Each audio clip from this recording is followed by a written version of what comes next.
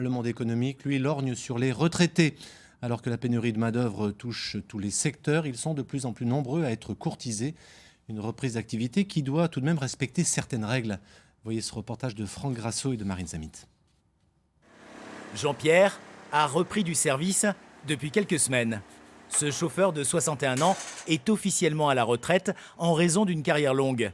Mais il est désormais de retour chez son ancien employeur. Et ça lui donne le sourire. On voit que ça vous donne la banane de retravailler. Oui, tout à fait. Pourquoi ? Parce que j'y prends un plaisir. J'ai fait ce métier pendant 41 ans. J'ai toujours été un peu fan des camions et voilà. Il livre des nacelles en location. Comme le veut la règle, Jean-Pierre a dû attendre 6 mois avant de faire un comeback dans son entreprise. Il n'a pas hésité. Moi, ça m'arrangeait parce que je suis un petit peu en travaux chez moi, ça me complète un peu ma retraite. Donc c'est tout bénef pour tout le monde finalement cette histoire. C'est tout bénef pour tout le monde. Après, moi, s'il faut laisser ma place un jour, je la laisserai, sans problème. Mais bon, voilà, il faut trouver les bonnes personnes. Enfin, M. Roux s'en occupe. Monsieur Roux, c'est le patron.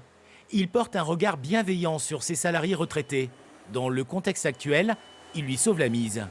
Il y a 10 ans, quand on voyait arriver des CV de seniors, on se disait embaucher quelqu'un pour 2-3 ans, on n'a peut-être pas trop envie de se dire on va devoir investir, etc.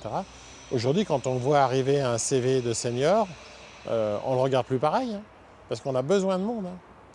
L'ex et nouveau patron de Jean-Pierre lui a concédé une augmentation de 30% pour le motiver. Mais il ne pourra rouler que 2 à 3 jours par semaine.